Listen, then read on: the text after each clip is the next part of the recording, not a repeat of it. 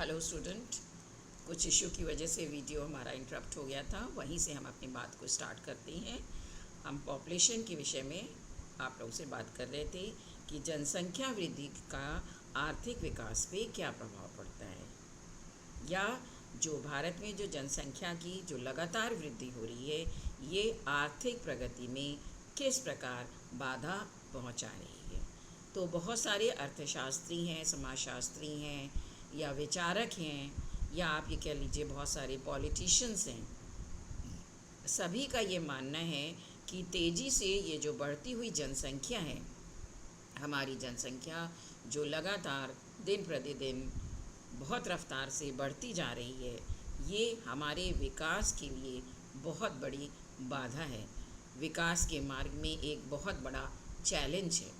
क्योंकि जनसंख्या जिस स्पीड से बढ़ रही है, हमारे आर्थिक साधन उतनी स्पीड से नहीं विकसित हो पाते हैं। हमारे साधन को विकसित करने में कुछ समय तक, जब शुरुआत में जनसंख्या में वृद्धि होती है तो ऑब्वियस सी बात है कि जनसंख्या में जैसे जैसे वृद्धि होती है तो विकास की दर बढ़ती है, क्योंकि लोगों को एम्प्लॉयमेंट मिलता है, और एम्प्लॉयमेंट मिलेगा, लोगों की इनकम बढ़ेगी, और इनकम बढ़ने के साथ ही साथ लोगों की सेविंग्स भी बढ़ती हैं, सेविंग बढ़ने के साथ ही साथ लोग इन्वेस्टमेंट करते हैं। तो शुरू में एक सीमा तक तो जनसंख्या की जब वृद्धि होती है तो विकास होता है, सुनिश्चित है। लेकिन एक सीमा के बाद अगर जनसंख्या वृद्धि की दर जो है ये सापेक्ष रूप में विकास की दर से बहुत ज़्यादा हो रही है, रैपिडली ग्रोइंग पॉपुलेशन है, तो ऐसी स्थिति में बढ़ती हुई जनसंख्या जो है ये विकास के लिए बहुत बड़ी बाधा उत्पन्न करती है। A rapidly growing population is the most fundamental obstacle to economic progress। और बढ़ी हुई जनसंख्या को विकास के लिए एक बहुत बड़ा अभिशाप कहा जाता है। किसी देश की बढ़ती हुई जनसंख्या उस देश के आर्थिक विकास की प्रगति को धीमा कर देती है, और इसलिए एक अल्प विकसित देश की बढ़ती हुई जनसंख्या जो है ये उसके लिए अच्छा साइन नहीं है, ये उसके रास्ते में एक अवरोधक बन जाती है।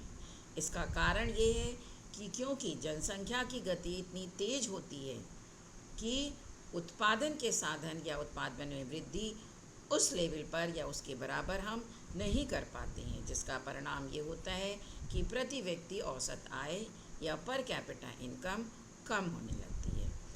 जनता का जीवन स्तर जो होता है वो लो हो जाता है, उसकी कार्यकुशलता में भी कमी आने लगती है, क्योंकि प्रति व्यक्ति आय जो होती है वो कम होने लगती है। इसलिए बचत एवं विनियोग की मात्रा में भी ऐसी स्थिति में कमी देखने को मिलती है, जिसका परिणाम ये होता है कि बेरोज़गारी बढ़ने लगती है। और यही कारण है कि यदि जनसंख्या को बढ़ने से नहीं रोका जाएगा तो हमारी प्रगति जो है वो नहीं हो पाएगी। जिस प्रगति की हम कल्पना करते हैं, जिस प्रगति का हम लक्ष्य निर्धारित करते हैं, या हमारी सरकार या हमारा नीति आयोग जिस लक्ष्य को प्राप्त करना चाहता है, बढ़ती हुई जनसंख्या जो है ये मार्ग में एक बाधा या एक स्पीड ब्रेकर की तरह आ जाती है। भारत में विवेकपूर्ण जनसंख्या नियोजन एक तत्कालीन आवश्यकता है। सारी समस्याओं की ये आधार है या ये जड़ है, तो सबसे पहले हमें इस जड़ को या इस आधार पर अपना विमर्श या अपने विचार या इसका समाधान ढूंढना आर्थिक प्रगति के लिए बहुत ज़रूरी है। तो भारत की जनसंख्या वृद्धि आर्थिक प्रगति में क्योंकि बाधक सिद्ध हो रही है, इसलिए इसके द्वारा जो समस्याएं, जो बढ़ती हुई जनसंख्या है वो किस तरीके से हमारे आर्थिक विकास में बाधक है, इसकी क्या क्या समस्याएं इसकी वजह से उत्पन्न होती हैं, उनके बारे में हम आपको थोड़ा सा ब्रीफ कर रहे हैं। जैसे जैसे हमारी जनसंख्या बढ़ती जाएगी, हमें उस जनसंख्या के हिसाब से अपने उत्पादन की आवश्यकता पड़ेगी, फूड ग्रेन्स की आवश्यकता पड़ेगी, रोटी कपड़ा मकान, जो भी उनकी एक सामान्य जनता की आवश्यकता होती है। जनसंख्या वृद्धि के साथ ही साथ उन समस्त साधनों की हमें आवश्यकता पड़ेगी और उन सब की मांग जो है वो बढ़ जाएगी। आय, बचत और विनियोग की दरों में कमी हो जाती है। इनकम जो होगी वो कम हो जाएगी, पर कैपिटा इनकम, सेविंग कम हो जाती है। जब सेविंग कम हो जाती है तो रेट ऑफ इन्वेस्टमेंट कम हो जाता है। रेट ऑफ इन्वेस्टमेंट कम होता है तो कैपिटल फॉर्मेशन कम होने लगता है। इससे उत्पादन प्रभावित होता है। जन उपयोगी सेवाओं के भार में वृद्धि। अब जनसंख्या जैसे जैसे वृद्धि होगी हमें उतनी ही पब्लिक यूटिलिटी सर्विसेज की ज़रूरत पड़ेगी। उतनी जनसंख्या के लिए हमें अस्पताल चाहिए, रेलवे चाहिए, ट्रांसपोर्ट की सुविधाएं चाहिए, बिजली चाहिए, पानी चाहिए, मकान चाहिए, कपड़ा चाहिए, व्हाटएवर जो एक सामान्य व्यक्ति की आवश्यकता होती है, उनको सुरक्षा देना, कानून व्यवस्था लागू करना, इन सभी चीज़ों की मांग जो होगी वो बढ़ जाती है बढ़ती हुई जनसंख्या के साथ। फिर है श्रम शक्ति में वृद्धि। जैसे जैसे हमारी जनसंख्या में वृद्धि होती है, जनसंख्या में जब भी वृद्धि होगी तो कार्यशील जनसंख्या में भी वृद्धि होगी, जो वर्किंग फोर्स है उसमें भी वृद्धि होगी। लेकिन रोज़गार साधन उस गति से नहीं बढ़ पाते, एम्प्लॉयमेंट तो उस हिसाब से जनरेट नहीं हो पाएगा। जितनी पॉपुलेशन बढ़ेगी ऑब्वियस सी बात है एक समय के बाद वो एम्प्लॉयमेंट की डिमांड करेंगे, लेकिन एम्प्लॉयमेंट उस आधार पे जनरेट नहीं हो पाता है, तो इसलिए अनएम्प्लॉयमेंट की समस्या उत्पन्न होती है और जिसके कारण हमारा देश जो है बेरोज़गारी की समस्या से ग्रसित होता है। फिर आश्रितों के भार में वृद्धि। जब आय नहीं बढ़ पाती है और जनसंख्या परिवार की बढ़ रही है तो ऑब्वियस सी बात है जो डिपेंडेंट लोग हैं उनकी संख्या में वृद्धि होगी। जहाँ परिवार का मुखिया पहले 2 बच्चों को का भरण पोषण की जिम्मेदारी उसके ऊपर थी, अगर और जनसंख्या उसकी बढ़ जाती है तो ऑब्वियस सी बात है हर व्यक्ति पर उन्हीं साधनों को डिस्ट्रीब्यूट किया जाएगा। फिर कृषि और उद्योग के विकास में बाधक होती है। जैसे जैसे जनसंख्या बढ़ती जाएगी कृषि की उनकी आवश्यकता जो है वो उत्पादन के बढ़ती जाएगी। अब कृषि या उत्पादन तो उतनी तीव्र गति से बढ़ेगा नहीं क्योंकि साधन जो हैं वो हमारे सीमित हैं, तो जिसके कारण विकास में ये बाधा उत्पन्न होती है। मूल्य स्तर में वृद्धि होती है क्योंकि डिमांड इतनी बढ़ जाती है, जनसंख्या बढ़ रही है तो डिमांड ऑब्वियस सी बात है हर क्षेत्र में डिमांड बढ़ती है, लेकिन क्योंकि आय का स्तर कम हो चुका होता है, उत्पादन के साधन, विनियोग की दर, ये सब उस अनुपात से नहीं बढ़ाई जा सकती है, जिसके कारण हमारी जब डिमांड पूरी नहीं हो पाती जब सप्लाई पूरी नहीं हो पाती डिमांड के अकॉर्डिंग तो इन्फ्लेशन अर्थव्यवस्था में देखने को मिलता है या मूल्य स्तर में वृद्धि होती है। फिर उत्पादन तकनीक का प्रभाव भी पड़ता है।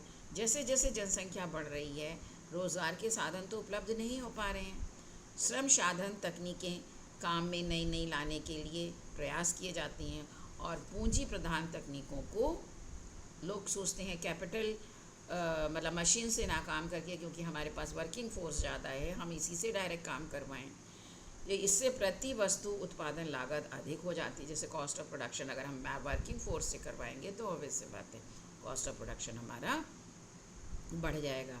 यही अगर मशीन से उत्पादन किया जाएगा तो वो कम हो जाएगा, लेकिन मशीन से उत्पादन करने के लिए हमारे पास उतना इन्वेस्टमेंट होना चाहिए कि हम मशीन अपने यहाँ उत्पादन में लगा सकें।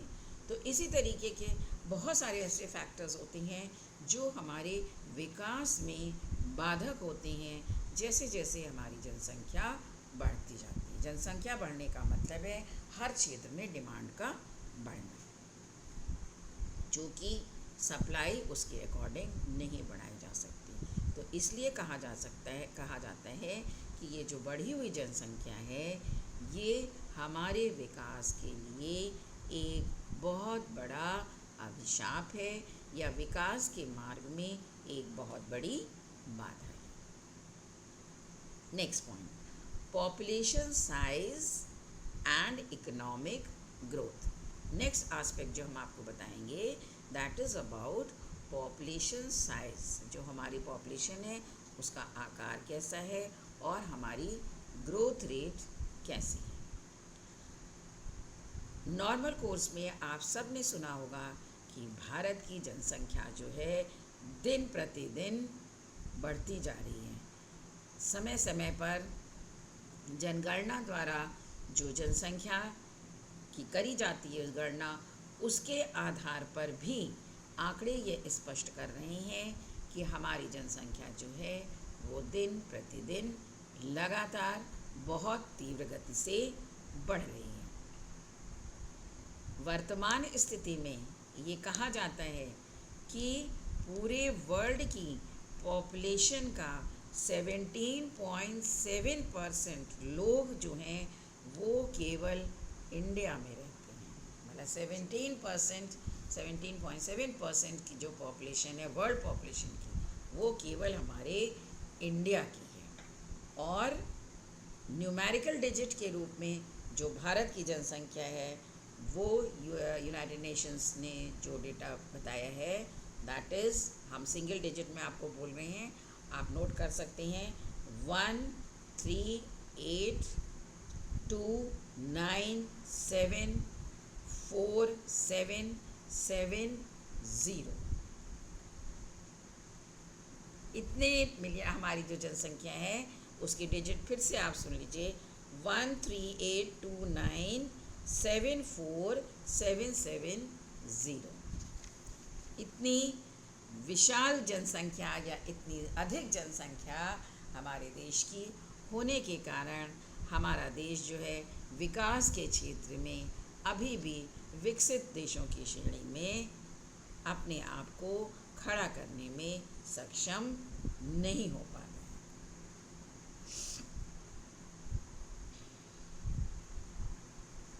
अब इसके बाद ये तो आपने टोटल पॉपुलेशन देख ली। इसके बाद ये है कि मैन और लैंड रेशियो कितना है, कि प्रति व्यक्ति कितना लैंड या कितने किलोमीटर या कितने स्क्वायर मीटर पर जो मतलब मैन और लैंड रेशियो कितना है इस समय। तो ये वर्तमान आंकड़े ये बताते हैं कि हमारा जो रेशियो है दैट इज़ 382 पर पर्सन पर स्क्वायर किलोमीटर। पर स्क्वायर किलोमीटर में 382 पर्सन्स रहती हैं। तो ये हमारा मैन और लैंड का रेशियो है।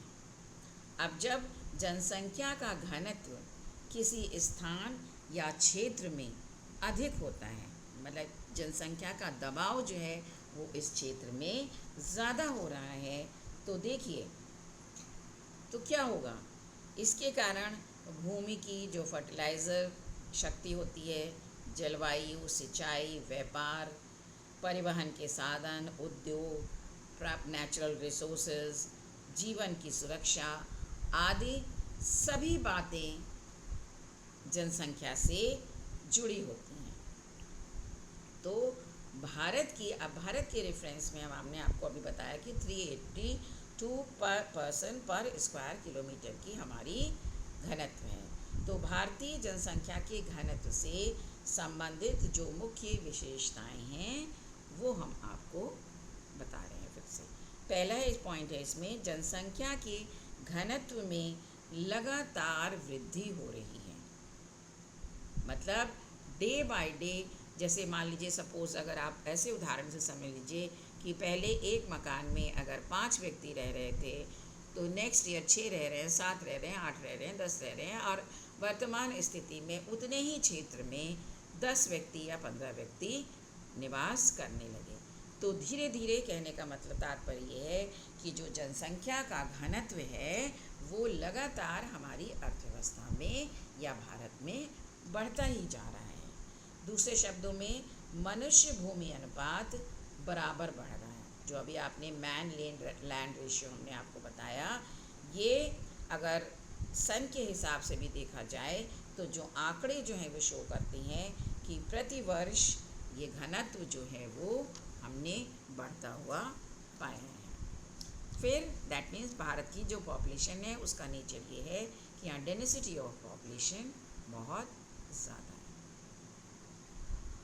भारत की मध्यम स्थिति, देखिए विश्व के विभिन्न देशों में जनसंख्या घनत्व की दृष्टि से भारत की स्थिति जो है वो मीडियम लेवल की आती है। जैसे जापान में लगभग 337 स्क्वायर पर किलोमीटर है, ब्रिटेन में 235 है, ब्रिटेन में 247 है, जर्मनी में 235 है, चाइना में 135 है, अमेरिका में 31 है, इस तरीके से ऑस्ट्रेलिया में 2 है और विश्व औसत जो है ये 47 माना जाता है। ये एक रिपोर्ट है वर्ल्ड डेवलपमेंट रिपोर्ट में, ये लगभग अप्रॉक्सीमेटली ये घनत्व दिया गया है। तो उस हिसाब से ये देखा जाता है कि जो भारत में जो जनसंख्या का घनत्व है अन्य देशों की अपेक्षा हम मध्यम या मिडिल स्टेज में आते हैं। फिर राज्यों में जनसंख्या घनत्व में भारी भिन्नता। ऐसा नहीं है कि ये घनत्व जो अभी हमने आपको बताया ये पूरा ओवरऑल इंडिया में समान है। किसी प्रदेश में घनत्व जो है वो ज़्यादा है, किसी प्रदेश में कम है। भारत में विभिन्न राज्यों में जनसंख्या घनत्व में भारी भिन्नता पाई जाती है। जैसे अरुणाचल प्रदेश, चंडीगढ़, दिल्ली, आप खुद जानते हैं NCR रीजन, कुछ ऐसे क्षेत्र होते हैं जहाँ पर की जनसंख्या का घनत्व बहुत ज़्यादा होता है और कुछ जो इंटीरियर्स या कम बसे हुए क्षेत्र हैं वहाँ पे जनसंख्या का घनत्व जो है वो अपेक्षाकृत कम होता है। इसके बाद नेक्स्ट हेडिंग है सेक्स कंपोजिशन या लिंग रचना। लिंग रचना से हमारा तात्पर्य है मेल और फीमेल रेशियो हमारे देश में क्या है। ये हमारे देश की एक बहुत बड़ी सामाजिक कुरीति कह लीजिए। आप सब इस बात से भली भांति परिचित हैं। जब हम मेल और फीमेल कंपोजिशन देखते हैं तो प्रत्येक 100 फीमेल पर जो मेल हैं वो 108.18 जो रेशियो है दैट इज़ 100:108.8 स्त्री और पुरुष का अनुपात ये है। इससे जन्म दर और मृत्यु दर भी प्रभावित होती है। इससे विवाह दर और बच्चों की संख्या भी प्रभावित होती है तथा प्रतिकूल लिंग अनुपात की स्थिति में, जैसा कि हमारे देश में आप देख रही हैं, स्त्रियों की संख्या जो है वो कम होती है। भिन्न भिन्न प्रकार की नैतिक और सामाजिक बुराइयां जिनको शब्दों में कहने की कोई आवश्यकता नहीं है, आप स्वयं इस चीज़ का अनुमान लगा सकते हैं कि इनसे हमारे देश में किस प्रकार की समस्याएं उत्पन्न होती हैं जब हमारा सेक्स कंपोजिशन या मेल और फीमेल रेशियो जो है वो बराबर नहीं आता है। जैसे स्त्री पुरुष अनुपात में कमी, जब हमारे यहाँ स्त्रियाँ कम हैं, कुछ तो हमारे यहाँ की सामाजिक कुरीतियाँ भी हैं। जैसे पुरुष, आप ये बहुत बेसिक सोशल नॉर्म्स हैं। हर व्यक्ति, हर परिवार में ये माना जाता है पुरुष या बालक का जन्म जो है एक खुशी का और बालिकाओं का जन्म जो है एक थोड़ा विचारणीय प्रश्न के रूप में माना जाता है। तो पुरुष शिशुओं का अधिक जन्म होता है। बाल्यावस्था में लड़कियों की उचित देखभाल भी नहीं होती है। सामाजिक परिवेश ऐसा माना जाता है या ऐसा परिवेश में हम लोग देखते हैं कि लड़कियों या बालिकाओं पे उतना ध्यान नहीं दिया जाता है। सामाजिक कुरीतियाँ भी आप जानते हैं कि भ्रूण हत्या लोग चेक करा लेते हैं कि अगर कन्या भ्रूण है तो उसको नष्ट करने का प्रयास करते हैं। ये सब अनैतिकताएं हमारे समाज में इस वजह से जो दोनों का रेशियो है प्रभावित होता है। बाल विवाह होने पर मातृत्व का भार वहन करने के अयोग्य होने के कारण लड़कियों की बहुत सारे लड़कियां ऐसी होती हैं जिनकी की डिलीवरी के समय ही समस्या उत्पन्न हो जाती है या इवन उनकी डेथ भी हो जाती है। तो ये सब हमारे सोशल नॉर्म्स इतने प्रॉपर नहीं हैं की वजह से हमारे देश में या हमारी जो प्रगति है उसमें समस्या उत्पन्न होती है।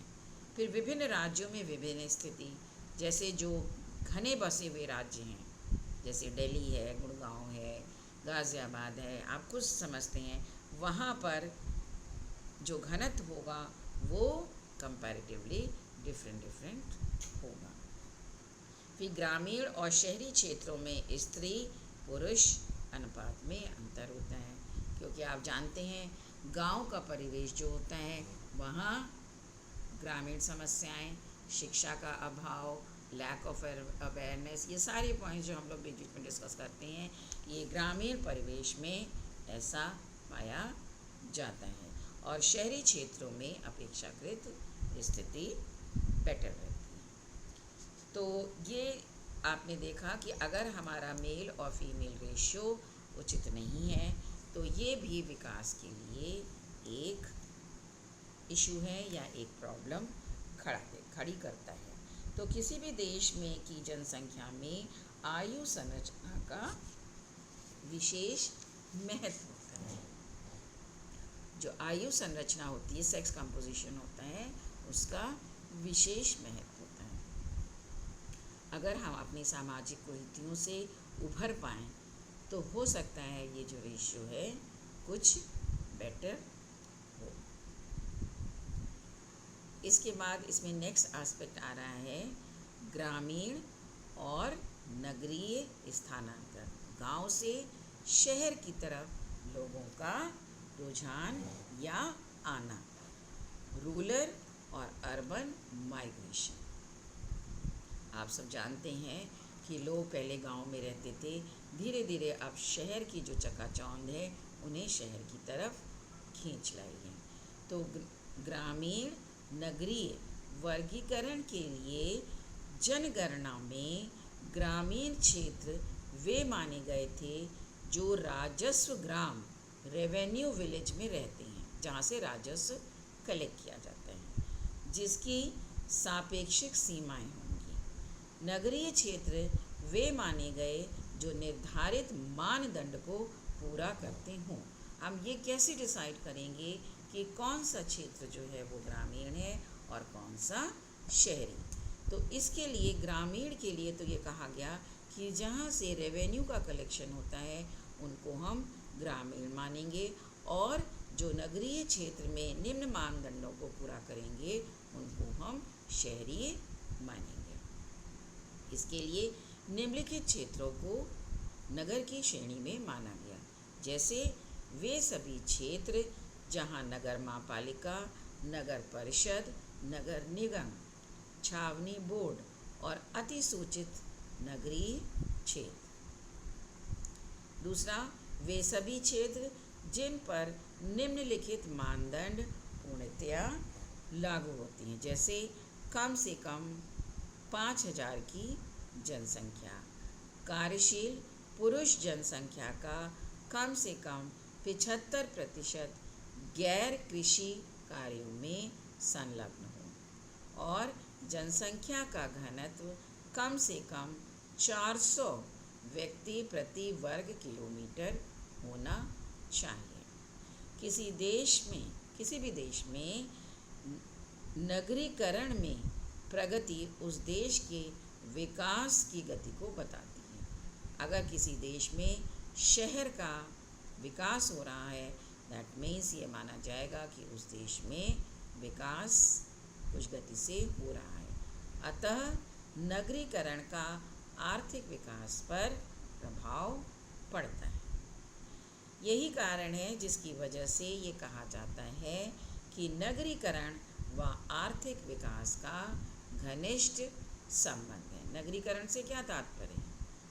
अच्छी रोड्स बनी हुई, बिजली, पानी, ट्रांसपोर्ट, अस्पताल, स्कूल। तो ऑब्वियसली बात है ये सब क्या इंडिकेट करते हैं? डेवलपमेंट को इंडिकेट करते हैं। जिस देश में नगरीकरण का अनुपात जितना अधिक होगा वो देश उतना ही अधिक विकसित कहलाएगा।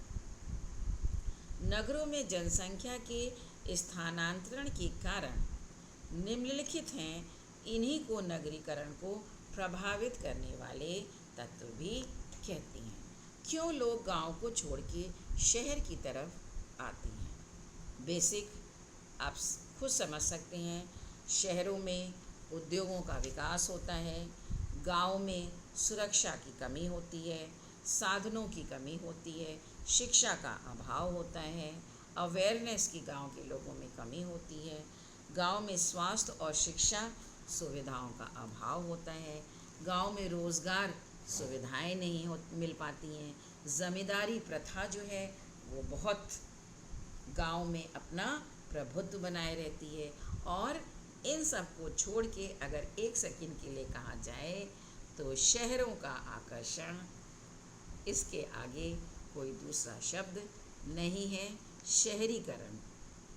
क्यों लोग गांव से शहर की तरफ आते हैं? देश विभाजन व भारतीय मूल के विदेशी निवासियों या नागरिकों का आगमन, कभी कभी माइग्रेशन हो जाता है, बाहर से लोग जो हैं वो विदेशी ये जो नागरिक हैं वो हमारे यहाँ आके रह जाते हैं। तो ये यहाँ पे आपने ये देखा कि क्यों लोग एक देश से मतलब एक गांव से शहर की तरफ आना पसंद कर रहे हैं। दैट मीन्स रूरल और अर्बन माइग्रेशन या नगरीकरण क्यों? फिर इसके बाद है नगरीकरण की समस्याएं। जो शहरों का विकास होना है उसकी क्या समस्याएं होंगी? अब शहरों में आप जानते हैं मकान की समस्या होगी, जैसे जैसे जनसंख्या बढ़ेगी उनको मकान चाहिए, स्वास्थ्य सेवाएं, शिक्षा, बेरोज़गारी, ये सब एक जो सामान्य जनजीवन से जुड़ी हुई समस्याएं हैं, यही समस्याएं शहरीकरण की भी हैं। गंदी गंदी बस्तियां हैं, उनका मतलब सफाई होनी चाहिए, शांति व्यवस्था होनी चाहिए, कम्युनिकेशन के साधन डेवलप करने चाहिए, स्वास्थ्य की सुविधाएं होनी चाहिए। ये सब जो है ये नगरीकरण की, इन्हीं से संबंधित मतलब नगरीकरण की समस्याएं सामने आती हैं। फिर आता है जनसंख्या में रिलेटेड एक इशू है लिटरेसी रेशियो। जनसंख्या, कुल जनसंख्या का तात्पर्य अलग है और लिटरेसी रेट या साक्षरता अनुपात मतलब टोटल पॉपुलेशन में कितने लोग जो हैं वो हमारे शिक्षित हैं, दैट इज़ लिटरेसी रेशियो। जिस देश में साक्षरता अनुपात जितना अधिक होगा उतना ही उस देश में विकास की सुविधाएं मिलेंगी। साक्षरता का मतलब है पढ़े हुए लिखे लोगों की अधिक मात्रा होना, शिक्षा का विस्तार होना। जब शिक्षा का विस्तार होगा तो ऑब्वियस सी बात है हमारे देश का या किसी भी देश की आर्थिक प्रगति जो होगी वो बहुत कुछ शिक्षा के विस्तार पर निर्भर करती है। शिक्षा के साथ ही साथ सामाजिक ढांचा अपने आप बदलता है। लोग नई नई तकनीकों, नए नए साधनों से, नई सोच से अपना जो वेस्टेज है आय का वो कम करते हैं। नए नए उद्योग धंधे इस्टेब्लिश करने की तरफ लोगों को सोचना पड़ता है। अपनी आवश्यकता की पूर्ति के लिए अपनी आय में वृद्धि करने का वो प्रयास करती हैं। तो शिक्षा से जुड़े हुए बहुत सारे समाधान हैं जो ऑटोमेटिक हमारे समाज में आ जाते हैं। स्त्रियों की साक्षरता दर पुरुषों की साक्षरता दर से कम है। ये भी देखिए एक बहुत जनरल टॉपिक है कि लोग, हमारी सामाजिक संरचना आप कह लीजिए ऐसी है कि लोग लड़कियों को पढ़ाना अभी भी उतना पसंद नहीं करती हैं। हालांकि अब इस क्षेत्र में बहुत जागरूकता आ गई है, लेकिन फिर भी हमारा सामाजिक ढांचा अभी भी ये कहता है कि लड़कियों को पढ़ाने से दोहरा खर्च उस परिवार के मुखिया पे पड़ेगा कि एक तो उसकी पढ़ाई लिखाई में खर्च करें और दूसरा उसके शादी ब्याह में जो दहेज प्रथा डायरेक्टली इनडायरेक्टली प्रभावित करती है हमारे विकास पे। तो इन सब दृष्टिकोणों को ध्यान में रखते हुए आज भी लोग ये चाहते हैं कि स्त्रियों को की शिक्षा पे उतना ध्यान नहीं दिया जाता। इसीलिए जो साक्षरता दर है स्त्री और पुरुष में वो हमारे यहाँ साक्षरता दर जो है वो बहुत कम है स्त्रियों की। हालांकि डे बाय डे इसमें सुधार अवश्य आ रहा है। ग्रामीण क्षेत्रों और शहरी क्षेत्रों की अगर साक्षरता दर देखें तो ग्रामीण क्षेत्र में कम है, शहरों में लोग अधिक पढ़ने की तरफ ध्यान दे रहे हैं। फिर विभिन्न राज्यों की साक्षरता प्रतिशत में अंतर है। हर राज्य में जितनी मेट्रो सिटीज़ या अंडर डेवलप्ड जो सिटीज़ हैं उसमें अगर हम कंपेयर करें तो मेट्रो सिटीज़ में जो डेवलप्ड सिटीज़ हैं वहाँ पर साक्षरता दर भी अधिक है, क्योंकि वहाँ के निवासी जो हैं अवेयर हैं, शिक्षा उनको मिल रही है, उनमें जागरूकता आ रही है और वो पढ़ाई की तरफ ज़्यादा ध्यान दे रहे हैं। तो इन फैक्टर्स के आधार पर हम साक्षरता रेशियो का अध्ययन करते हैं कि स्त्री और पुरुष के आधार पर, ग्रामीण और शहरी के आधार पर और विभिन्न राज्यों के साक्षरता स्तर का अध्ययन किया जाता है। इसके बाद नेक्स्ट एस्पेक्ट आता है लाइफ एक्सपेक्टेंसी, प्रत्याशित आयु। एक मतलब यूँ तो जन्म और मृत्यु दर का कोई समय निश्चित नहीं है मृत्यु का, लेकिन फिर भी एक जो लाइफ एक्सपेक्टेंसी मानी जाती है वो क्या है। मतलब एक सामान्य स्थिति में एक मनुष्य कितनी उम्र तक होना चाहिए या उसको कितनी उम्र मिलती है। प्रत्याशित आयु से अर्थ जीवित रहने की आयु से है। जिस देश के निवासी जन्म के समय आशा कर सकते हैं कि हम एक अच्छी नॉर्मल उम्र तक जिएंगे, वो देश जो है ज़्यादा विकसित माना जाता है। तो ऑब्वियस सी बात है जहाँ पर मेडिकल फैसिलिटीज़ अच्छी होंगी, लोगों मेडिकल फैसिलिटी के साथ ही साथ लोगों में अवेयरनेस भी होनी चाहिए कि अपने स्वास्थ्य के प्रति ध्यान दें और लड़का और लड़की मतलब लिंग का जो डिफरेंस है वो ना करें। जितना स्त्रियों के स्वास्थ्य को निग्लेक्ट किया जाता है हमारे परिवारों में, हमारा सामाजिक परिवेश, ऐसा नहीं होना चाहिए। स्त्री हो चाहे पुरुष हो, उसको एक अच्छा जीवन शैली दोनों को मिलनी चाहिए, तभी जो हमारी लाइफ एक्सपेक्टेंसी है वो बढ़ेगी। ये उम्मीद जो है जीवन के प्रति एक सामान्य व्यक्ति की बढ़ेगी। फिर नेक्स्ट आता है जन्म दर और मृत्यु दर। इसमें ये देखा जाता है कि बर्थ रेट जो है हमारे देश की कितनी है। जन्म दर से अर्थ एक वर्ष में प्रति 1000 जनसंख्या के पीछे कितने बच्चों ने जन्म लिया, और उसी प्रकार मृत्यु दर की 1000 के अनुपात में कितने लोगों की मृत्यु हुई।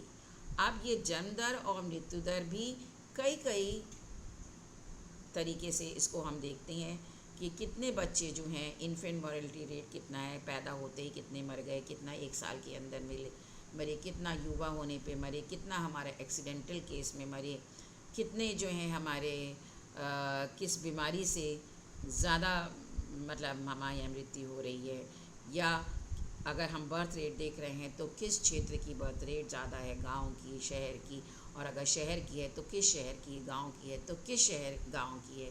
ये सब चीज़ें जो हैं इन सभी दृष्टिकोण से बर्थ रेट और डेथ रेट का अध्ययन किया जाता है, और उस आधार पर हम बहुत सारी चीज़ों का अध्ययन या सामाजिक परिवेश का अध्ययन करते हैं।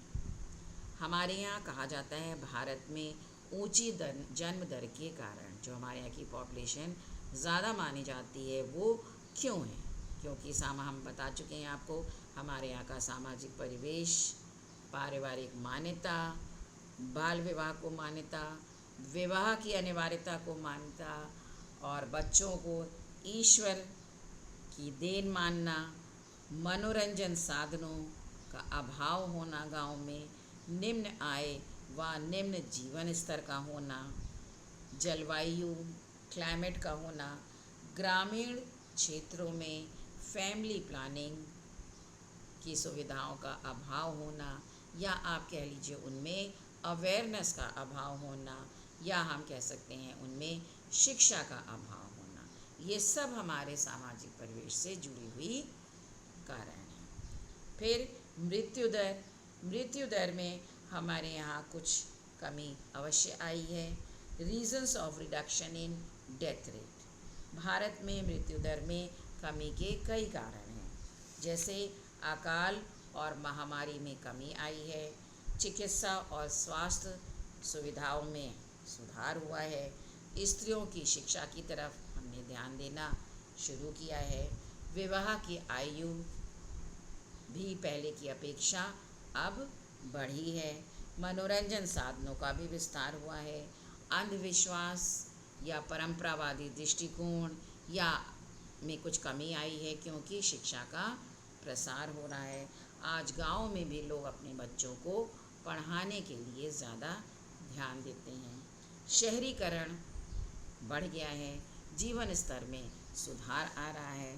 तो ये सब जो ओवरऑल सामाजिक ढांचे में या पॉपुलेशन के आंकड़ों में जो सुधार आ रहा है, ये सब रीजंस हैं जो हमारी डेथ रेट को और बर्थ रेट को प्रभावित कर रही हैं। आई होप आपको यहाँ तक जितने भी इश्यूज़ हमने जनसंख्या से रिलेटेड बताए हैं वो क्लियर हो गए होंगे। वीडियो आपका बहुत लंबा हो रहा है, इसलिए आगे के जो इश्यूज़ हैं हम अपने वीडियो के नेक्स्ट पार्ट में आपको बताएंगे। So wait for the next video.